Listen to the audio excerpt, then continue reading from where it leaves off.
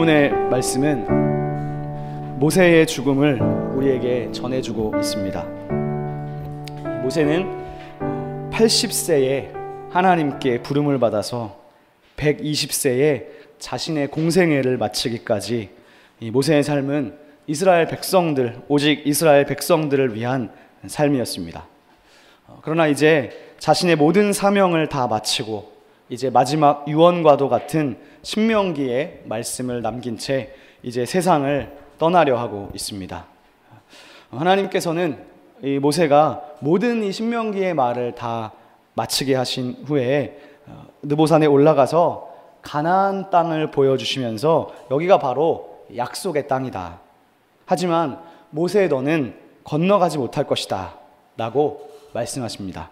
그리고 이제 모세는 죽음을 맞이합니다. 제가 이 느보산이라는 곳이 어떤 산인지 궁금해서 구글에서 좀 찾아보았습니다. 찾아보았더니 이런 현대 이스라엘에도 있는 이 느보산이 이런 산이더라고요. 이곳에 올라가면 사실 구글에 찾아보면 사진이 되게 많이 있는데 저 산에서 이제 가나안 땅을 바라보면서 찍은 사진들도 많이 있어요. 성지순례 가는 분들이 이제 많이 찍는 것 같습니다. 이곳에 올라갔지만 건너가지는 못했던 것이죠. 지도에 보면 이 하나님께서 이스라엘 백성에게 주셨던 약속의 땅이 바로 이 부분이죠. 이 부분이고 여기에 요단강이 흐르고 있고 느보산은 요단강 건너편이 동쪽에 있습니다. 이 동쪽에서 산에 올라가서 이 서편에 있는 요단강을 바라본 것이죠. 모세는 그토록 이곳에 들어가고 싶었지만 들어가지 못하게 된 것이죠. 그리고 바라보기만 하고 그리고 이제 세상을 떠나게 되는 것입니다.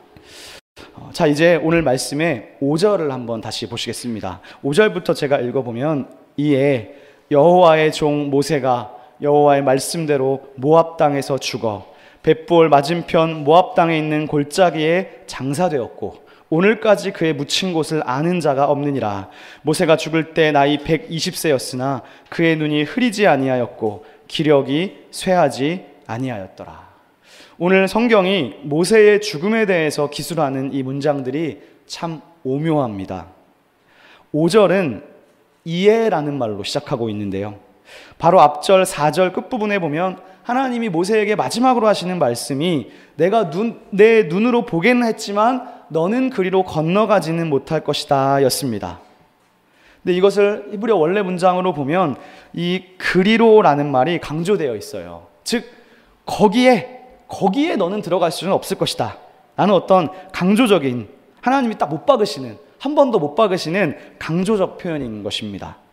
그래서 이 마지막 하나님의 말씀을 통해서 모세의 평생의 소원, 모세의 평생의 기도 제목은 좌절되었습니다. 잘 아시는 것처럼 모세는 지금까지 여러 번 하나님께 간구했어요. 나도 그곳에 들어갈 수 있게 해달라고 여러 번 간절히 기도했습니다. 그러나 결국 하나님은 이 모세의 소원을, 모세의 기도를 들어주지는 않으셨습니다. 이를 통해서 우리는 하나님, 모세가 기도한 수많은 기도의 응답을 들어주셨지만 들어주시지 않는 것도 있구나 라는 것을 배우게 되는 것 같습니다.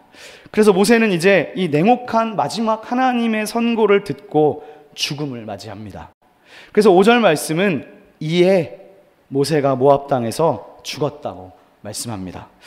그런데 7절 말씀에 보시면 이 모세가 죽을 때 나이가 120세였는데 그의 눈이 흐리지 않았고 기력도 쇠하지 않았다고 기록하고 있어요. 여러분, 이게 무슨 말일까요? 이게 무엇을 의미하는 걸까요? 건강했다는 거죠. 그러니까 그 말을 이렇게 생각해 볼 수 있을 것 같아요. 모세는 죽을 만한 이유가 없었다. 그러니까 눈이 흐리지 않았고 기력이 쇠하지 않았는데 어떻게 죽을 수 있을까요? 기력이 왕성한데 죽을 수 있습니까? 즉, 이 말은요, 지금 모세가 아파서 죽은 것이 아니라는 거예요. 기력이 왕성했다는 것은 모세의 죽음이 자연사가 아니었다는 것입니다. 즉, 질병이나 아니면 기력이 노쇠해서 죽은 것이 아니라는 거예요. 그렇지 않습니까? 보통 인간의 자연사, 그러니까 사고사가 아니고 자연사는 두 가지예요. 사람은 질병으로 인해서 죽음을 맞이하거나 아니면 노쇠해서 기력이 다 쇠해서 죽음을 맞이합니다. 근데 모세는 오늘 성경이 기록하기를 기력이 쇠하지 않았어요. 그렇기 때문에 나이가 120세 노인인데도 여러분 하루 동안 신명기 33장을 다 얘기한 거거든요. 엄청나지 않습니까? 기력이 쇠한 게 아니에요. 120세의 나이에 이 신명기 율법을 하루 만에 강론했다는 것은 그가 아주 정정했다는 것을 반증합니다. 그렇다면 이 모세의 죽음의 원인이 어디에 있을까? 성경은 모세의 죽음이 여호와의 말씀대로였다 라고 합니다. 즉 모세는 병들어서 혹은 노안으로 죽은 것이 아니라 하나님의 말씀에 따라 죽은 것입니다. 숭실대학교의 김혜건 교수라는 분이 있는데 그분은 이 부분을 이제 신명기 주석을 기록하면서 하나님의 거룩한 타살이라고 했어요. 사실 여기서 이 여호와의 말씀대로라는 이 표현의 히브리 문장이 사실 되게 독특한 문장으로 쓰여져 있어요. 이 문장을 직역하면 이렇게 됩니다. 여호와의 입에서, 여호와의 입 위에서 죽었다 라는 뜻이 됩니다. 표현이 오묘하죠. 그래서 일부 유대학자들은, 유대 랍비들은 이 표현을 하나님이 모세에게 입맞춤하시자 그가 죽었다 라고 랍비들은 해석하기도 합니다. 그러나 제가 볼 때 그것은 뭔가 예술적이고 문학적인 아름다움에서는 의미가 있을지 모르겠지만 엄밀히 말하면 그것은 좀 확대 해석인 것 같습니다. 저는 오히려 여호와의 입에서 죽었다라는 이 말씀이 개역성경처럼 하나님의 말씀에 따라서 하나님의 말씀대로 죽었다라고 보는 것이 좋을 것 같습니다.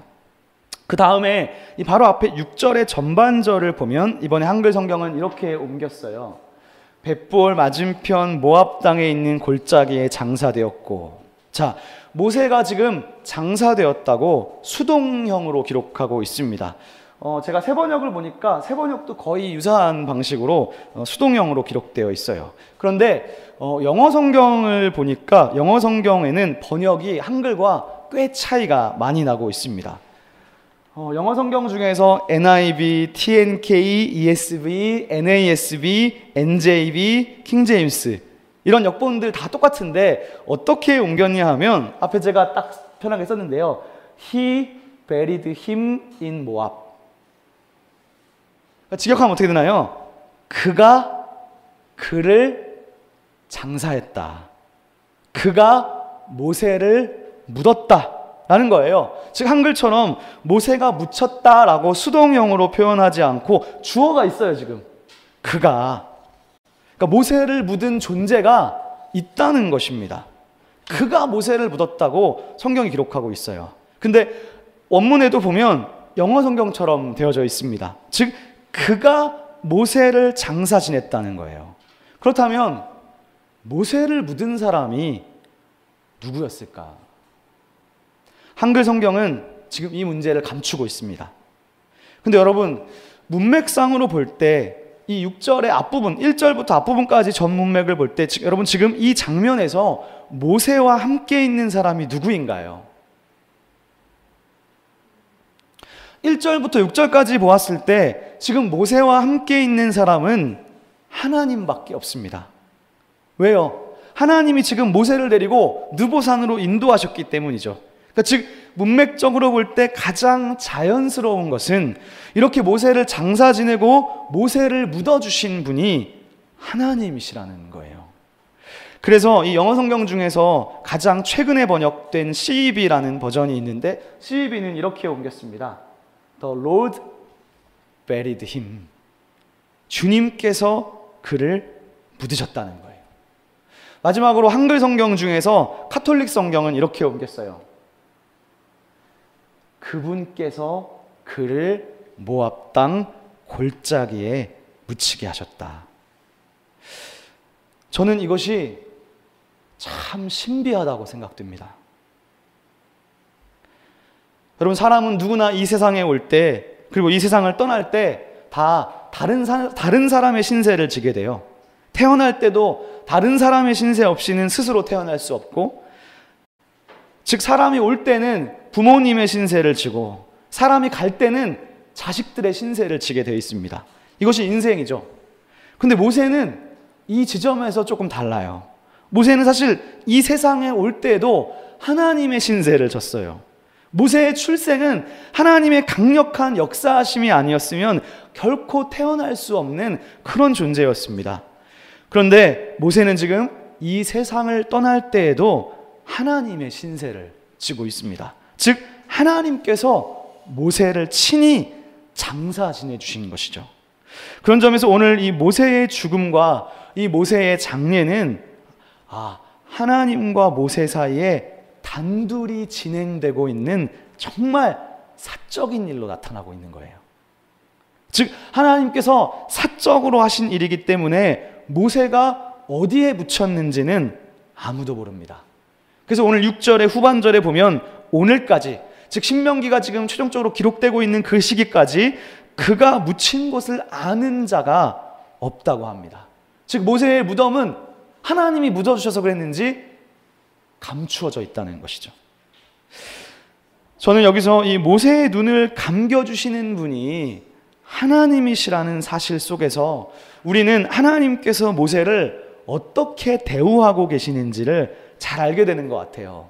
10절 말씀에 보면 거기서 말하는 바와 같이 정말 모세와 같은 선지자는 더 이상 일어나지 못했구나. 즉 죽음의 과정 속에서 하나님이 모세와 함께 하셨고 모세를 묻어주셨다는 이 정말 이 오묘하고도 신비한 표현 속에서 우리는 한편으로는 이 모세에 대한 경외심을 갖지 않을 수 없는 거예요. 즉 성경은 모세가 죽는 이 순간에 함께하고 계시다는 것이죠. 그리고 또 하나, 성경은 모세가 죽는 이 순간에 모세를 가리켜서 여호와의 종이라는 칭호를 붙이고 있습니다.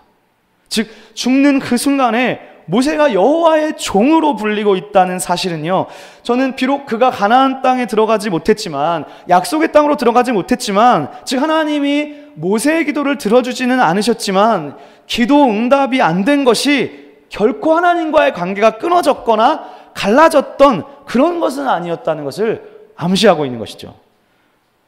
모세는 정말 평생을 하나님께 신실했던 여호와의 종이었기 때문입니다. 여러분, 이 여호와의 종, 다른 말로 하면 주의 종, 주의 종이라는 말은요 결코 아무에게나 쓰는 말이 아닙니다. 우리가 아는 바와 같이 이 고대 시대에서는요 주인과 종이 있는 계급 사회였어요. 하지만 이 종이라는 말이요, 보통 쓰일 때 꼭 노예를 가리키는, 그러니까 신분으로서의 노예를 가리키는 말로만 사용되지 않아요. 예를 들어서요, 열왕기하 22장 같은 본문에 보면 임금의 종이라는 표현이 나와요. 성경에 임금의 종이라는 표현이 나오는데, 이것은요 그 임금, 주인과 정말 친밀한 관계 속에서 이 종이라는 말은요 주인이 그 종에게 특별한 사명을 수행하는 인물이라는 의미를 가지고 있어요. 그러니까 실제로 임금의 종이라는 말을 쓸 때는요 그 신분이 노예를 가리키는 어떤 그런 의미라기보다는 그 사람이 정말 그 사람의 특별한 지위를 나타내는 그런 표현이었습니다. 그런 의미에서 주의 종이라는 말은 무엇이냐? 여러분, 주의 종이라는 말은요 주님의 일을 특별히 받아서 주님의 일을 이루는 사명을 지닌 사람을 가리켜서 주의 종이라고 성경이 표현합니다. 즉 하나님이 주신 거룩한 사명을 이루는 사람, 그 사람이 주의 종인 것이죠. 그 성경은 오늘 이 모세를 가리켜서 여호와의 종이라고 분명히 지칭하고 있어요. 그러니까 이 표현은요 단순히 주인과 노예 관계라는 어떤 거리를 두는, 양자 간의 거리를 두는 표현이라기보다는 오히려 이 칭호는 왕과 신하 사이에 정말 친밀한, 아무에게 줄 수 없는 미션인 것이죠. 정말 친밀한 지위를 표현하는 것입니다. 그래서 하나님께서 모세를 가리켜서 내 종이라고 말씀하신 것은 하나님의 온 집의 전권을 모세에게 위임한 것과 같은 엄청난 표현이라고 할 수 있습니다. 그렇기 때문에요 모세를 거부하는 것은요 하나님을 거부하는 것과 같은 거예요. 즉 이 여호와의 종이라는 칭호는 모세와 하나님과의 관계가 얼마나 밀접한 관계였는지, 모세가 하나님과 얼마나 친밀한 관계였는지, 그가 어떤 신앙을 가지고 있었는지를 보여주는 표현입니다. 그래서요, 이스라엘 백성이 잘 아는 것처럼 홍해에서 이 모세가 놀라운 기적을 했잖아요. 그 놀라운 기적을 이스라엘 백성들이 경험한 다음에 성경이 이렇게 표현하고 있어요. 그때 그들이 여호와와 그의 종 모세를 믿었더라. 그러니까 이 표현 속에서도 우리는 하나님과 모세가 어떤 관계인지 알 수 있는 거예요. 하나님과 하나님의 종 모세가 평행되고 있는 거예요. 엄청난 것이죠. 그리고요, 나중에 이 모세의 후계자인 여호수아에게도 하나님이 이렇게 말씀하세요. 내 종 모세가 너에게 명령한 토라를 모두 지켜 행하라. 즉, 여러분 성경을 읽다 보면요, 이런 표현이 사실 진짜 많이 나와요. 성경에 하나님이요 이렇게 말씀하는 게 아닌 거예요. 이스라엘 백성들한테 너희들 내 말을 들어라 이렇게 표현하지 않고 내 종 모세가 너희에게 준 율법을 지켜 행하라 이런 식으로 말씀하는 거예요. 그러니까 내 말대로 해라가 아니고 내 종 모세가 말한 대로 해. 엄청난 영광이고 정말 엄청난 거예요. 하다못해요, 성경은요, 북이스라엘이 멸망했을 때 왜 멸망했느냐 이렇게 표현하고 있습니다. 이는 그들이 하나님 여호와의 말씀을 듣지 아니하고 그의 언약과 여호와의 종 모세가 명령한 모든 것을 따르지 아니하였기 때문이다. 즉 여기에도 하나님의 말씀과 모세의 명령이 평행되고 있어요. 모세가 명령한 것이 결국 토라, 율법이지 않습니까? 즉 내가 말한 것은 곧 뭐냐? 내 종 모세가 너희에게 명령했던 것이 라는 거예요. 그리고 여기에서도 지금 모세는 여호와의 종으로 나타나고 있습니다. 그래서 인간의 이 죽음 속에서, 모세의 죽음 속에서 하나님이 마지막까지 함께 하셨고 하나님과 단둘이 이 땅에서의 마지막을 보내는 놀라운 신비, 그리고 장사까지 하나님께서 지내주셨다는 이 놀라운 신비는 바로 하나님께서 모세를 여호와의 종으로 여겨주셨기 때문입니다. 모세는 어떻게 이런 칭호를 받을 수 있었을까요? 성경은 이렇게 말씀하고 있어요. 오늘 민수기 12장 7절인데요. 내 종 모세와는 그렇지 아니하니 그는 내 온 집에 충성하였다. 그러니까 모세는 하나님의 집에 충성된 자였구나. 여기서 충성되었다는 것은요, 그가 하나님을 굳게 믿었다는 것입니다. 그리고 신실했다는 거예요. 하나님께 성실하고 하나님께 신실했다는 거예요. 즉 모세의 위대성은 다른 데 있는 것이 아니라 하나님께 끝까지 충성되었다는 것에 있습니다.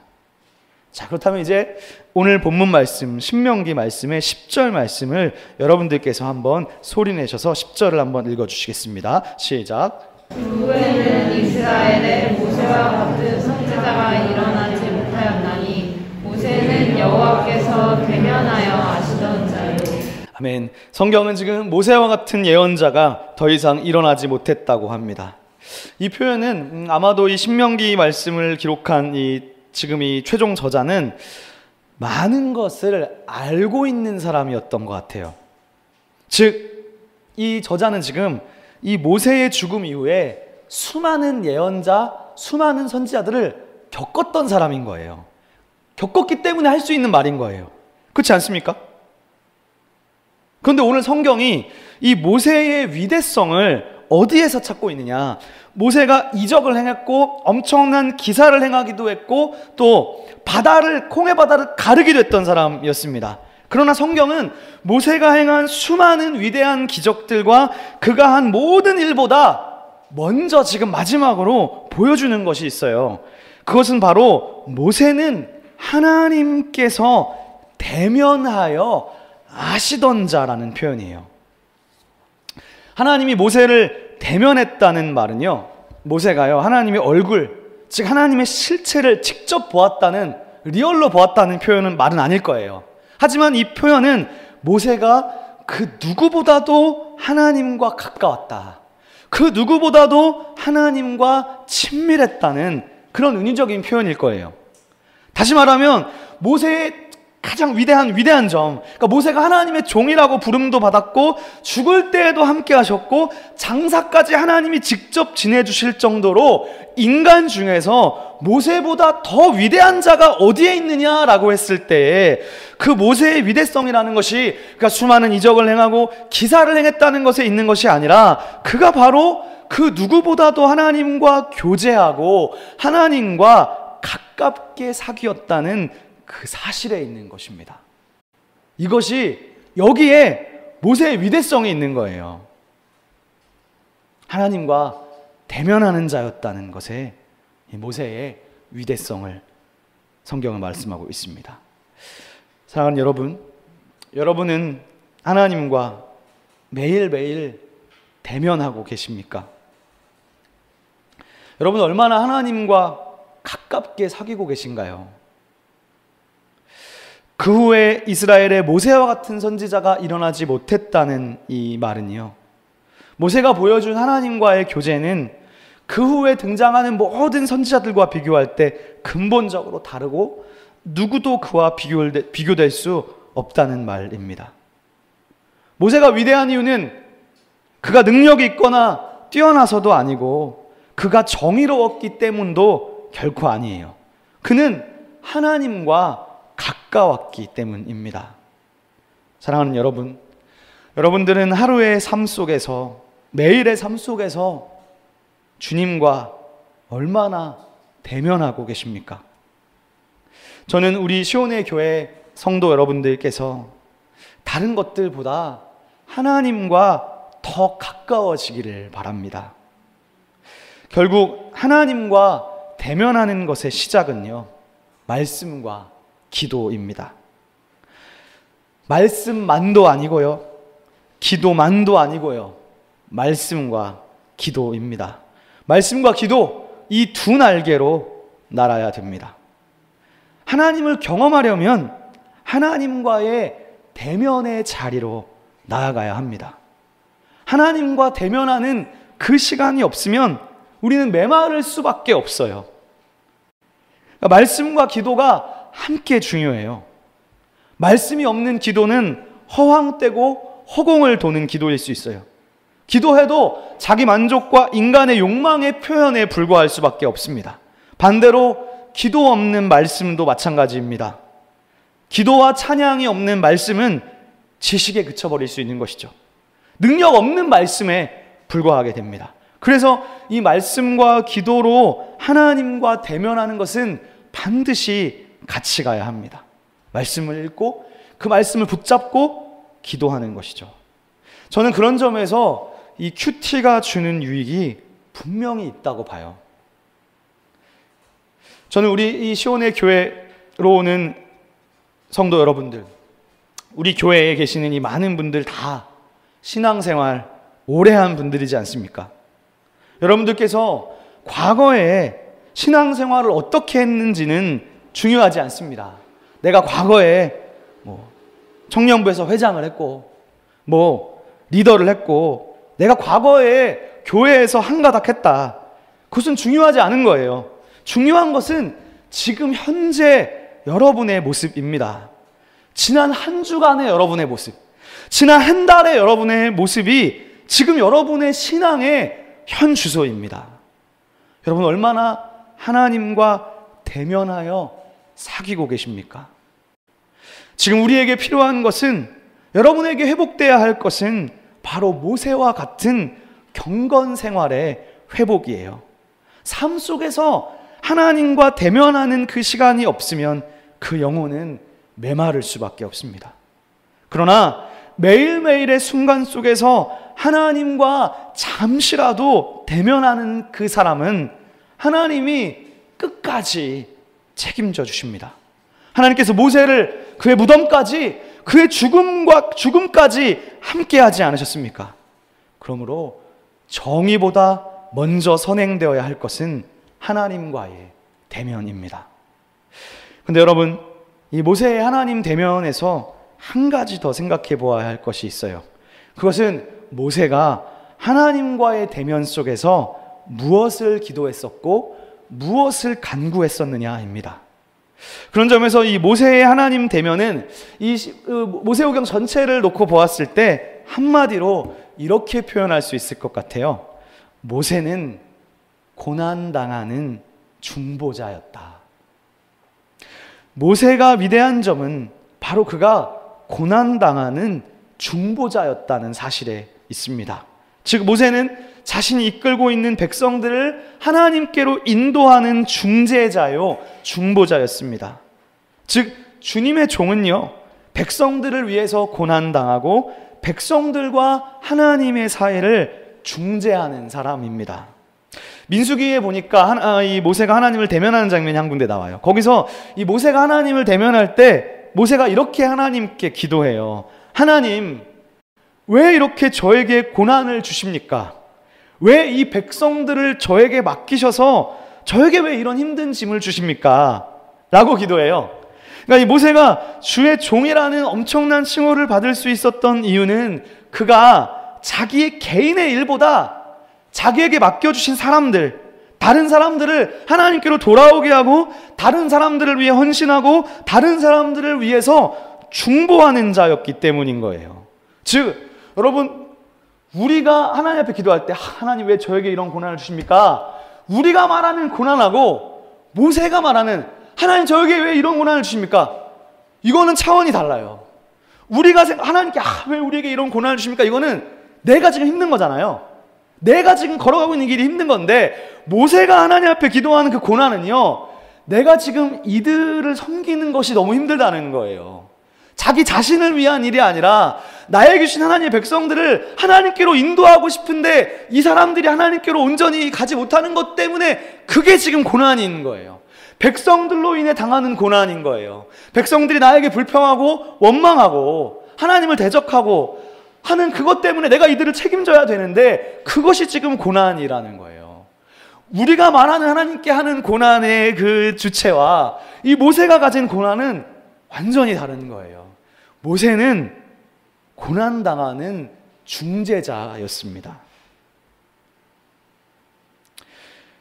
즉 모세가 주님의 종이라는 칭호를 받을 수 있었던 이유는 자신의 개인의 일보다 다른 사람들을 하나님께 돌아오게 하고 다른 사람들을 위해 헌신하고 다른 사람들을 위해 중보하는 사람이었기 때문입니다. 여러분들께서 지금까지 살아올 수 있었던 이유가 무엇이라고 생각하시나요? 그것은요, 여러분 주변에 누군가가 하나님과의 대면 속에서 누군가가 여러분을 위해 헌신했고 누군가가 여러분을 위해 중보하고 기도했기 때문입니다. 저는 정말 그런 것 같아요. 제 자신을 보니까 그런 것 같아요.